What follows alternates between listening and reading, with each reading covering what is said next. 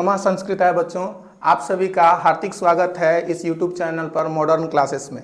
ठीक है, मेरा नाम अजित तिवारी है और मैं आप लोगों को हिंदी के साथ साथ संस्कृत और इन दोनों का व्याकरण पढ़ाऊंगा। ठीक है, तो इसमें क्या करना है कि कुछ करना नहीं है, हम लोग आपस में आपका सहयोग चाहिए और आपका हमको सहयोग चाहिए। ठीक ना, दोनों लोग एक दूसरे के ऊपर निर्भर हैं। आप जितना अच्छा पढ़ेंगे हम कोशिश करेंगे, आप जितने अच्छे कमेंट में जो भी क्वेश्चन होगा उन सभी क्वेश्चनों को हल करेंगे हम। ठीक ना, जो भी आपकी समस्याएं होंगी, आपकी समस्याएं हमारी और हमारी समस्याएं आपकी। ठीक है, ये दोनों बात याद रखिएगा। क्लियर है? चलिए तो शुरू करते हैं। आज हम व्याकरण पढ़ेंगे, हिंदी व्याकरण। आज शुरू करने वाले हैं हम हिंदी व्याकरण। और आप जानते हैं कि हिंदी व्याकरण, पहले तो जानिए कि व्याकरण क्या होता है, व्याकरण कहते किसे हैं। क्या व्याकरण हिंदी में ही होता है या क्या व्याकरण अलग अलग भी होते हैं? तो देखो व्याकरण क्या है। व्याकरण का अगर हम बात बताएं, व्याकरण की परिभाषा की बात करें तो व्याकरण भाषा की वह शास्त्र होती है जिसके द्वारा हमें शुद्ध बोलना, पढ़ना, लिखना आ जाए, उसे हम व्याकरण कहते हैं। इतना तो सबको पता होगा, इतना तो पता ही होना चाहिए। अगर आप व्याकरण पढ़ने बैठे हैं तो इतना आपको पता होना चाहिए कि व्याकरण किसे कहते हैं। मतलब व्याकरण क्या है? तो व्याकरण भाषा की, ध्यान दीजिएगा, हम बोल क्या रहे हैं, हम बोल रहे हैं व्याकरण भाषा की। ठीक ना, देखिए यहां ध्यान दीजिएगा, ध्यान दीजिएगा थोड़ा सा। यहां पर हम बोल रहे हैं व्याकरण क्या है? भाषा की। व्याकरण भाषा की वह शास्त्र है। शास्त्र में क्या होता है? शास्त्र मतलब, शास्त्र का मतलब होता है जिसमें उसके बारे में बहुत विधिवत बताया जाए और वो भाषा हो। मतलब व्याकरण जो है वो किसी भी भाषा की हो सकती है। जैसे कि हम हिंदी पढ़ रहे हैं तो हिंदी का व्याकरण कुछ अलग होता है। ग्रामर पढ़ेंगे, इंग्लिश ग्रामर, तो इंग्लिश उसी को ग्रामर कह दिया गया, इंग्लिश में इंग्लिश ग्रामर हो गया। तमिल का कुछ अलग होगा, बंगाली का अलग होगा। मतलब जितने भी अलग अलग विषय हैं इन सभी का एक अलग अलग व्याकरण होता है। अब एक और बात, हम व्याकरण जो है, व्याकरण पढ़ते क्यों हैं? व्याकरण की जरूरत क्या है हमारे जीवन में? क्या व्याकरण नहीं पढ़ेंगे तो हम नहीं चलेंगे? क्या व्याकरण के बिना हम कुछ नहीं कर सकते हैं? जी, आप कुछ नहीं कर सकते हैं बिना व्याकरण के। अगर आपको शुद्ध बोलना है, अगर आपको शुद्ध लिखना है, अगर आपको शुद्ध पढ़ना है तो व्याकरण जरूरी से जरूरी है। और आपको जिस भाषा में पढ़ना है उस भाषा का व्याकरण आपको याद होना चाहिए। उस भाषा में आपको कैसे क्या लिखना है, उस भाषा की वर्णमाला, व्याकरण में वर्ण होते हैं, वर्णमालाएं होती हैं, स्वर कौन है, व्यंजन कौन है, ये सारी चीजों की पहचान होनी चाहिए। और अलग अलग व्याकरण अलग अलग भाषा में है, अलग अलग भाषा का अलग अलग व्याकरण है। तो इन सभी बातों को ध्यान में रखते हुए हम लोग अपनी भाषा, जो इधर की भाषाएं हैं, जो उत्तर भारत में अधिक भाषाएं बोली जाती हैं, या हम कहें तो जो भारत में सर्वाधिक भाषा बोली जाती है हिंदी भाषा, उस हिंदी व्याकरण की यहां चर्चा करेंगे। और इसमें आज हम पढ़ेंगे सबसे फर्स्ट चैप्टर जिसका नाम है वर्ण विचार, जिसका नाम है वर्ण विचार। इतना क्लियर है? इतना क्लियर है? किसी को कोई डाउट? कोई भी डाउट नहीं होना चाहिए, निसंदेह। ठीक है, तो चलिए अब हम पढ़ते हैं व्याकरण। हालांकि हम आप लोग को बता दें कि ये व्याकरण जो हम पढ़ाने वाले हैं ये सभी के लिए उपयोगी है। क्लास 6 से लेकर क्लास 12 तक सभी लोगों के लिए उपयोगी है। ठीक है, एक एक शब्द को हम ध्यान से पढ़ेंगे और एक एक शब्द को हम ध्यान से जांचेंगे कि ये है क्या, कैसे है। तो चलते हैं हम बिना लेट किए हुए, बिना समय को गवाए हुए हम आगे बढ़ते हैं वर्ण विचार की तरफ। ठीक है, वर्ण और विचार, क्या बोला जा रहा है? वर्ण और विचार। ठीक ना, तो चलिए वर्ण विचार किसे कहते हैं, वर्ण पहले हम जानेंगे कि किसे कहते हैं। देखिए परिचय बताया जा रहा है, पहले हम परिचय देते हैं। परिचय क्या होता है? इंट्रोडक्शन। ठीक ना, परिचय। देखिए बताया गया कि वर्ण विचार भाषा विज्ञान का महत्वपूर्ण पहलू है। वर्ण विचार जो है, देखिए वर्ण विचार भाषा विज्ञान का एक महत्वपूर्ण पहलू है। अब ये महत्वपूर्ण पहलू क्यों है? क्योंकि वर्णों से ही भाषा बनता है। कोई भी भाषा हो उसका एक वर्ण होता है और उसी वर्णों से उसकी भाषाएं बनती हैं। ठीक ना, तो ये एक पहलू है वर्ण विचार के अंतर्गत। वर्णों की प्रकृति, वर्ण विचार के अंतर्गत मतलब जो हम वर्ण पढ़ेंगे उसके अंदर हम क्या पढ़ेंगे? प्राकृतिक संरचनाएं, रचना और विभिन्न पहलुओं का अध्ययन होता है। इसमें हम विभिन्न पहलुओं का अध्ययन करेंगे। कैसे वर्ण है, ये कौन सा वर्ण है, ह्रस्व वर्ण है, दीर्घ वर्ण है, व्यंजन वर्ण है, स्वर वर्ण है, ये सारी चीजें पढ़ेंगे। इन सभी, इनकी संरचनाएं कैसी हैं, इनकी रचना किस प्रकार की है, इस सारी बातों का हम ध्यान रखेंगे, ठीक ना। अब आगे बताया जाता है वर्ण विचार एक महत्वपूर्ण विषय भी है। वर्ण विचार जो है एक तरीके का एक महत्वपूर्ण विषय है, जो भाषा संरचनात्मक, मतलब जो भी हम भाषा बोलते हैं उसकी संरचना जो भी करते हैं, मतलब जैसे कि हम लिख दिए कि राम घर जाता है, हम सीधा बोलते हैं राम घर जाता है।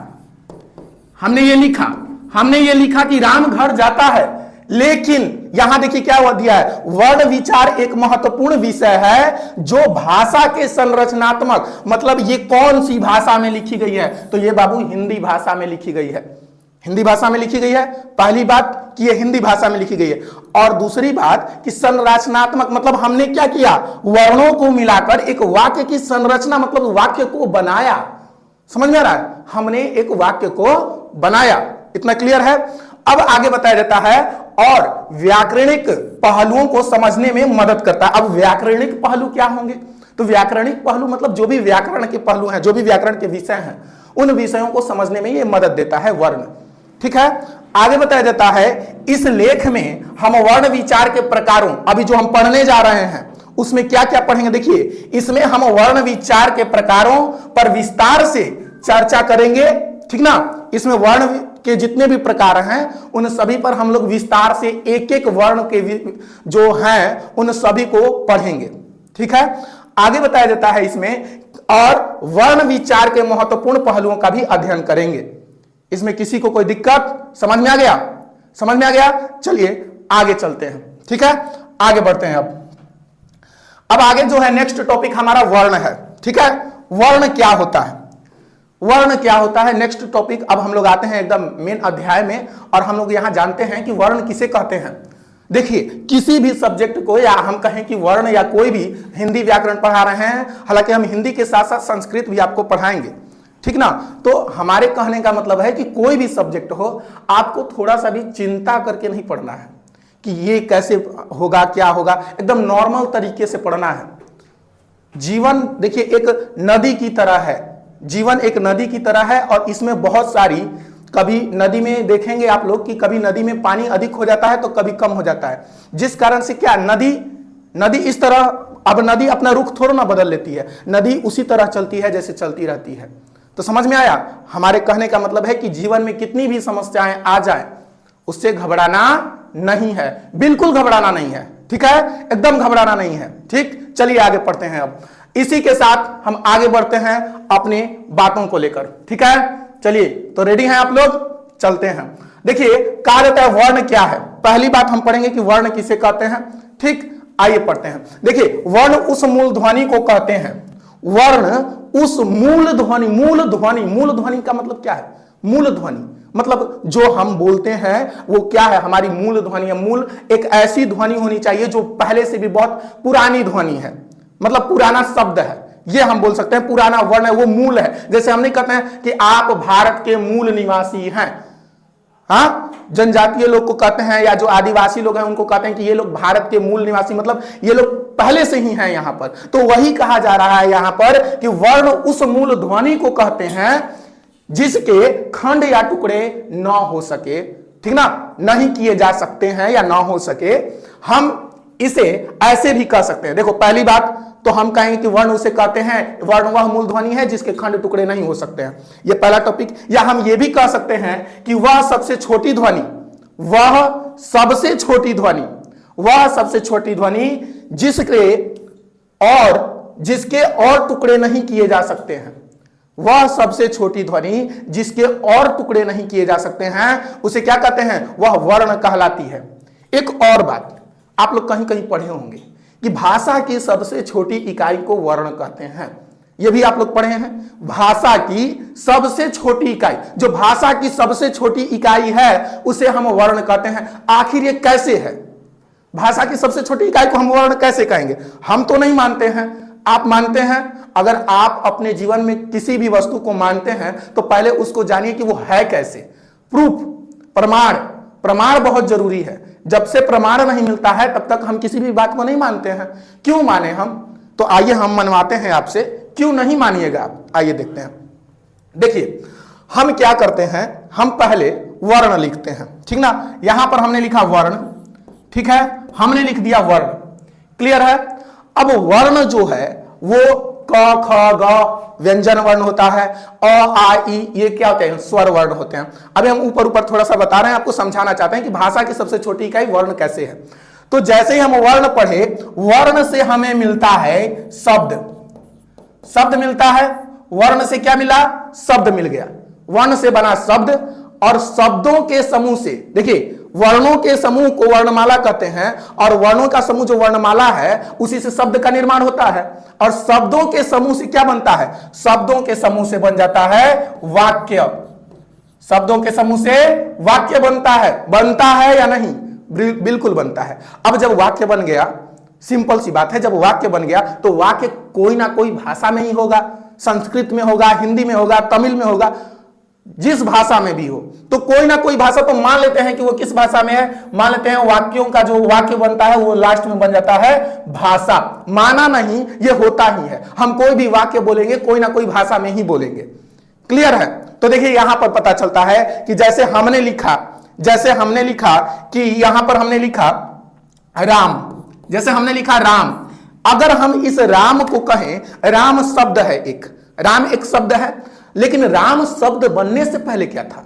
राम शब्द बनने से पहले क्या था? तो पहले हम वर्ण विच्छेद करेंगे, ठीक ना। अगर हम इसका वर्ण विच्छेद करते हैं तो र धन आ धन म और धन अ, यही होता है ना, जनरली यही होता है, ठीक है, जनरली यही होता है। तो यहां पर हमें क्या देखने को मिला? ये जो है ये कौन सा वर्ण है? ये व्यंजन वर्ण है। मतलब हमें यहां देखने को मिला कि ये वर्णों का समूह है, वर्णों का समूह है।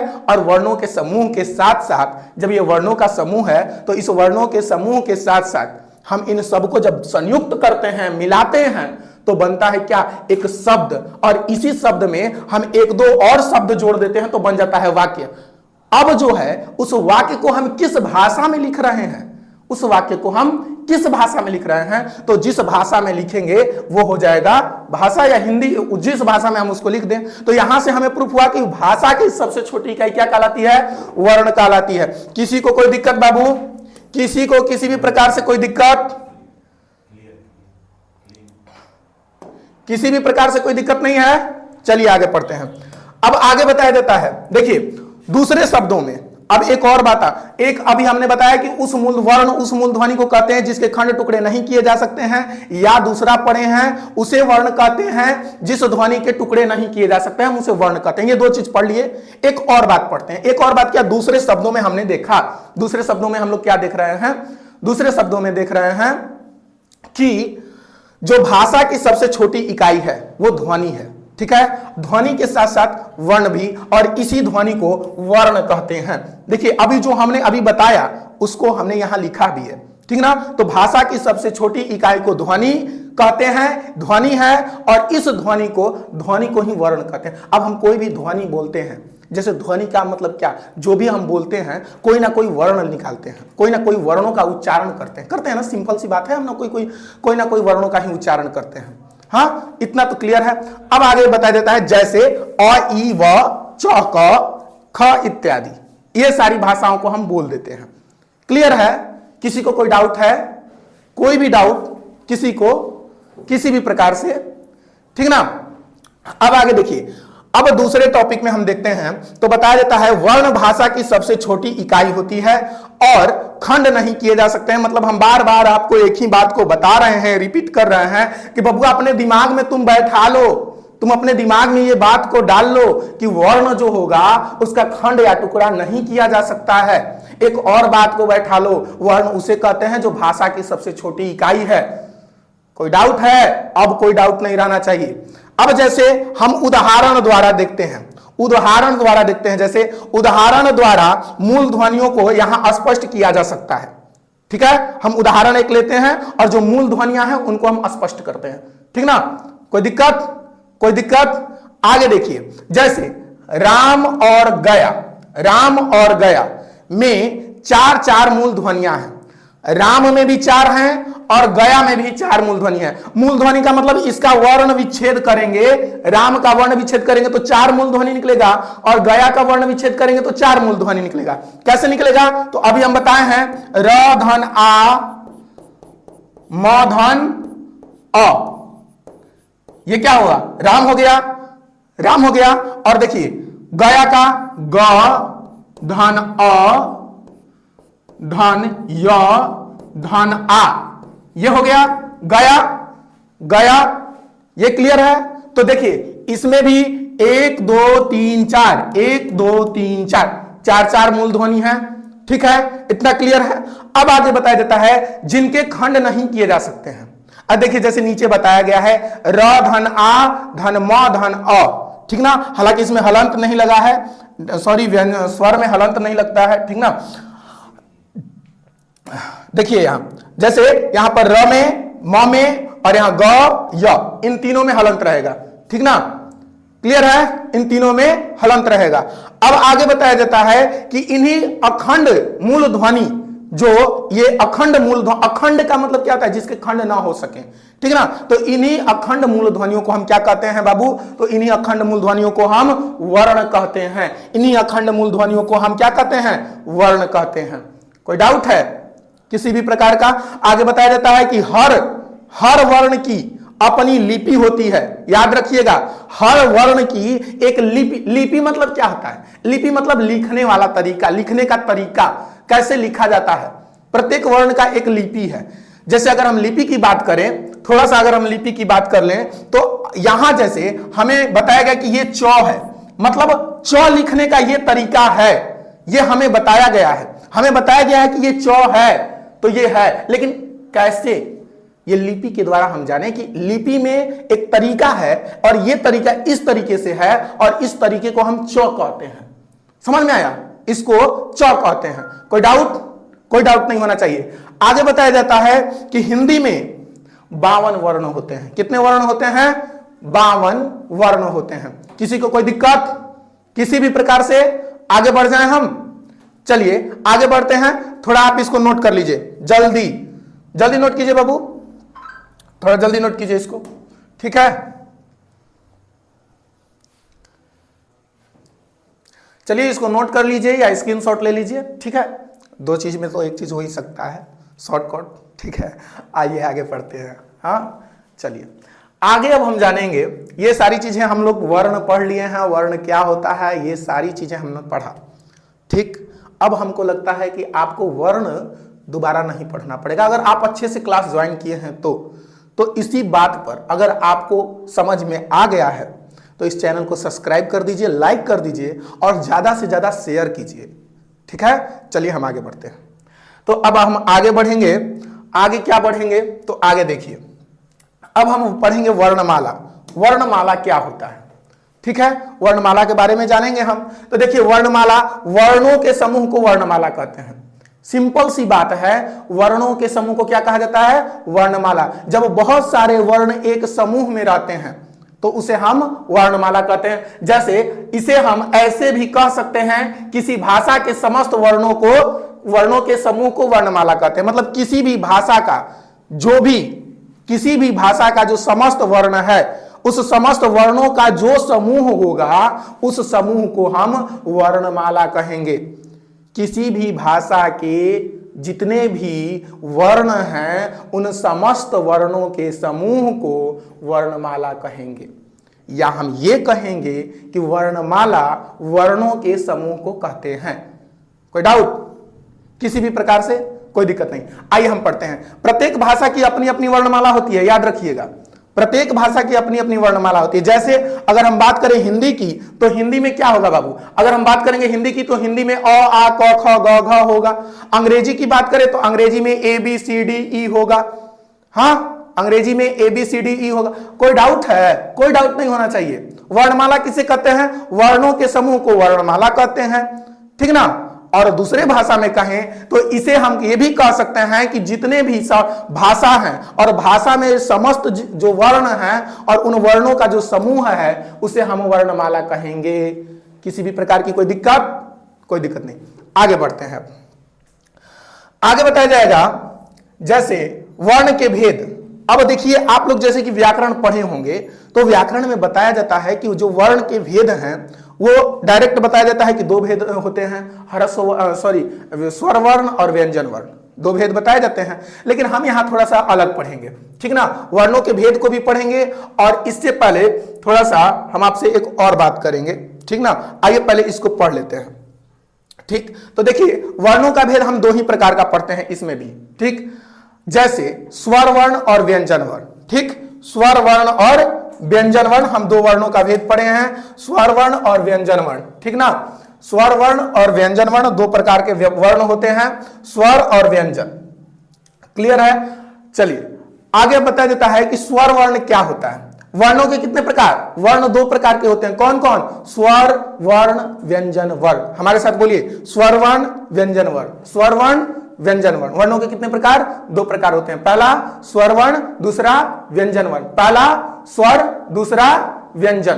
कोई डाउट, किसी भी प्रकार से कोई डाउट नहीं होनी चाहिए। आइए आगे देखते हैं। अब स्वर वर्ण किसे कहते हैं, स्वर वर्ण किसे कहते हैं, तो स्वर वर्ण एकदम सिंपल सी बात है कि वे वर्ण जिनके उच्चारण में किसी अन्य वर्ण की सहायता की आवश्यकता नहीं होती है, वैसे वर्ण जिनके उच्चारण में किसी अन्य वर्ण की सहायता नहीं होती है स्वर वर्ण कहलाते हैं, ठीक ना।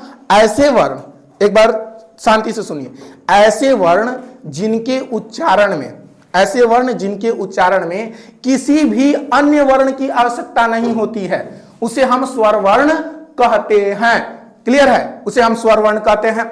दूसरे शब्दों में कहें, अगर हम दूसरे बातों में कहें, दूसरे शब्दों में कहें तो बताया जाता है कि जिन वर्णों के उच्चारण में, यहां देखिएगा क्या लिखा है, जिन वर्णों के उच्चारण में फेफड़ों की वायु बिना रुके, मतलब हम जो भी बोलते हैं, जो भी हमारी फेफड़ा है, समझ में आ रहा है ना, फेफड़ा, तो फेफड़ों की जो वायु है, फेफड़ा से जो वायु निकलती है वो बिना रुके, क्या हो, बिना रुके अबाध्य गति से, बिना किसी बाधा, ठीक ना, बिना किसी बाधा अबाध्य गति से मुख से निकल जाए, मुख से निकल जाए, उसे स्वर वर्ण कहते हैं, ठीक है। सिंपल सी बात है। देखो इसके दूसरे शब्दों में कहें तो जिन वर्णों के उच्चारण में, एक बात और, स्वर वर्ण तो उसे कहते हैं कि जिन वर्णों के उच्चारण में किसी अन्य वर्ण की सहायता न ली जाए या किसी अन्य वर्ण की सहायता की आवश्यकता न हो, उसे हम स्वर वर्ण कहते हैं। लेकिन अगर हम बात करें, आप चूंकि पढ़ रहे हैं व्याकरण, तो व्याकरण में आपको अलग अलग बातें जाननी पड़ेगी। आप सबसे हट के कुछ जानिए, जो सब जानते हैं वही जानिएगा तो क्या मतलब निकलता है, आप कुछ हट कर जानिए, ठीक ना। अब हट कर क्या जानना है, तो देखिए अब बताया जाता है कि वे वर्ण जिनके जिन वर्णों का उच्चारण, ठीक है, जिन वर्णों के उच्चारण में फेफड़ों के जो वायु है, जो फेफड़ा है और जो उसकी वायु है वो बिना रुके, ठीक है, जो बिना रुके अबाध्य तरीके से, ठीक है, अबाध्य तरीके से मुख से निकले, उसे हम क्या कहेंगे बाबू, उसे हम स्वर वर्ण कहेंगे। क्या कहेंगे, स्वर वर्ण कहेंगे, कोई भी दिक्कत नहीं होनी चाहिए। अब एक और बात पढ़ते हैं। बताया जाता है कि इसके उच्चारण में, स्वर वर्णों के उच्चारण में क्या क्या हम प्रयोग करेंगे, इसको देखते हैं। स्वर वर्ण के उच्चारण में हम कंठ, तालु का उपयोग होता है। स्वर वर्णों के उच्चारण में कंठ, तालु उपयोग होता है, जीभ ओठ का नहीं होता है, ये ध्यान में रखेंगे। जीभ और होठ का, हालांकि ये गलत लिखा गया है, ठीक है, देखेंगे हम इसको। जीभ और ओठ का जो ओष्ठ, ओष्ठ वर्ण जिसको कहते हैं, जिसको ओष्ठ वर्ण कहते हैं, ठीक ना, तो ओष्ठ वर्ण का उच्चारण नहीं होता है। और जीभ जो है, जीभ से स्वर वर्णों का उच्चारण नहीं होता है। तो मतलब हमें क्या देखने को मिला कि स्वर वर्ण का जो उच्चारण है, स्वर वर्ण का उच्चारण कंठ से होगा और तालु से होगा, दो चीजों से होगा। स्वर वर्ण का उच्चारण दो ही तरीके से हो सकता है। एक कंठ से होगा, एक किससे, एक कंठ से होगा, अ आ ई जैसे बोलते हैं तो तालु में सकता है, ऊ, ठीक ना, तो ऊ कहां से आ रहा है, फेफड़ा से सीधा आ जा रहा है, फेफड़ा से सीधा निकल रहा है, तो ऊ, हाँ, ये सारी चीजें, तो इसको ध्यान में रखेंगे। और जीभ और ओष्ठ जो है, इसका उच्चारण कभी नहीं होता है, मतलब स्वर वर्णों का उच्चारण जीभ और ओठ से नहीं किया जाता है। कोई डाउट है, जीभ और ओठ से नहीं किया जाता है। आगे देखिए, हिंदी वर्णमाला में 16 स्वर होते हैं। अब कहिएगा ये कहाँ से पढ़ा रहे हैं इससे वैसे। देखिए कहीं कहीं आप पढ़े होंगे कि 11 स्वर वर्ण होते हैं, ठीक ना। संस्कृत में जाइएगा तो 13 स्वर वर्ण हो जाते हैं, लेकिन यहाँ 16 स्वर हैं। ये तो गड़बड़ हुई गवा, ये कैसे हुई गवा। देखिए एकदम सिंपल सी बात है। देखिए कैसी बात है, सिंपल सी बात है क्या। तो ये यहां देखिए, अगर हम यहां की बात करें, एक मिनट, ठीक ना, अगर हम यहां की बात करें, थोड़ा सा दिक्कत हो रहा था, आइए पढ़ते हैं। देखिए यहां पर ध्यान से देखिएगा, यहां पर क्या लिखा है, अ आ छोटी ई बड़ी ई छोटा ऊ बड़ा ऊ ए ओ औ, ठीक है। उसके बाद अंग अह, इतना सभी लोग जानते हैं, इतना सभी लोग जानते हैं, इसमें तो किसी को कोई डाउट नहीं है, इतना सभी लोग जानते हैं। अब देखो 4 कहां से अधिक हो गया, 4 और अधिक हुआ, कौन, री बड़ी री बड़ी री हो गया, बड़ी री 4 और अधिक हो गया। तो 1 2 3 4 5 6 7 8 9 10 11 12 13 14 15 16 16 हो गए। कोई डाउट, कोई भी डाउट किसी भी तरीके का, कोई डाउट नहीं होना चाहिए। देखिए स्वर वर्ण हिंदी में 16 होते हैं, याद रखिएगा। स्वर वर्ण जो होते हैं वो हिंदी में 16 होते हैं, ठीक। कौन कौन, तो अ से अंग तक तो होते ही हैं, अ तक, ठीक है।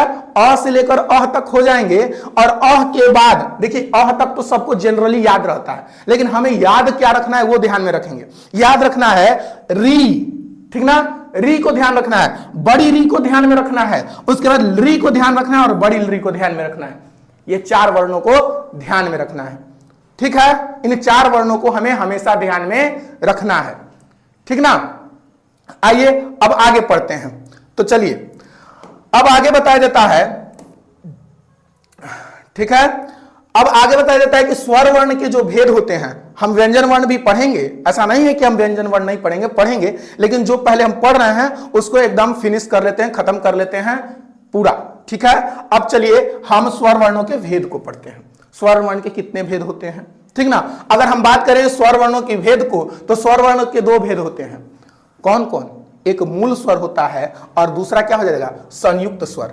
अब कहिएगा ये मूल स्वर और संयुक्त स्वर क्या है, मूल स्वर किसे कहते हैं और संयुक्त स्वर किसे कहते हैं, ठीक ना। तो देखिए मूल स्वर क्या है, मूल स्वर है अ आ छोटी ई बड़ी ई छोटा ऊ बड़ा ऊ ए ओ, ये क्या है, ये मूल स्वर है, इन्हें हम मूल स्वर कहते हैं। ध्यान रखेंगे मूल स्वरों की संख्या कितनी हो जाएगी, मूल स्वरों की संख्या बताइए कितनी हो जाएगी, मूल स्वरों की संख्या 8 होगी, 2 2 4 2 6 और 2 8, मतलब मूल स्वरों की संख्या 8, ठीक ना, मूल स्वरों की संख्या 8। अब देखिए संयुक्त स्वर कितने हैं, ए है और ओ है, ठीक है। तो ए कैसे बना, अ धन ए मिलता है तो ए बनता है, और अ धन ओ मिलता है तो अ बनता है, ठीक ना। तो ए और औ ये जो 2 हैं ये क्या है, संयुक्त स्वर है, या हम इन्हें कह सकते हैं मिश्रित स्वर हैं। तो संयुक्त स्वरों या मिश्रित स्वरों की संख्या कितनी हो जाएगी बाबू, 2 हो जाएगी। संयुक्त स्वर या मिश्रित स्वरों की संख्या 2 हो जाती है, ठीक है। किसी को कोई दिक्कत, चलिए आगे पढ़ते हैं। अब देखिए मूल स्वर के भेद कितने होते हैं। मूल स्वर हमने पढ़ा कि स्वर के 2 भेद होते हैं, एक होता है कौन सा, एक मूल स्वर होता है और दूसरा संयुक्त स्वर होता है। मूल स्वरों की संख्या 8 और संयुक्त स्वरों की संख्या 2, ठीक ना। मूल स्वरों की संख्या 8 और संयुक्त स्वरों की संख्या 2, याद रहना चाहिए। आगे बताया जाता है कि मूल स्वर, जो ये मूल स्वर अभी हमने पढ़ा, इस मूल स्वर के कितने भेद होते हैं, तो बताया जाता है कि मूल स्वर जो है, मूल स्वर के 3 भेद होते हैं, ठीक है। मूल स्वर के कितने भेद, मूल स्वर के 3 भेद होते हैं। अब ये भेद कौन कौन से, तो देखिए पहला है ह्रस्व स्वर, पहला जो है वो ह्रस्व स्वर है। पहला कौन सा स्वर, ह्रस्व स्वर। तो देखिए जिन स्वरों का उच्चारण, जिन स्वरों के उच्चारण में कम से कम समय लगता है उन्हें ह्रस्व स्वर कहते हैं। मतलब वैसे स्वर जिनका हम उच्चारण बहुत कम समय में कर सकते हैं, बहुत कम, ठीक है। तो ऐसे स्वरों को हम क्या कहेंगे, ऐसे स्वरों को हम ह्रस्व स्वर कहेंगे। अब ह्रस्व स्वर कितने होते हैं बाबू, तो ह्रस्व स्वर 4 होते हैं। कौन कौन, अ आ उ री, ठीक है। अ आ छोटा ऊ और री, ये कितने हैं, 4 हैं। अगर इसी को आप संस्कृत में जब पढ़ेंगे तो यही संस्कृत में 5 हो जाते हैं, एक री अलग से जुड़ जाता है, ठीक ना। तो खैर अभी हम हिंदी पढ़ रहे हैं तो हिंदी को ही जानते हैं, ठीक ना। हिंदी में पढ़ रहे हैं तो हिंदी को जानते हैं, ह्रस्व स्वरों की संख्या 4 होती है। कौन कौन? तो अ, आ, उ और री। ठीक है, किसी को कोई दिक्कत नहीं होनी चाहिए। अब री की मात्रा देखिए, यहां बताया जाता है री की जो मात्रा है वो इस प्रकार से होती है। री की मात्रा के रूप में लगाई जाती है तथा उच्चारण में री की तरह होती है। अब देखो, जो ये री है, ये जो री है, ये री का मात्रा है, ठीक ना।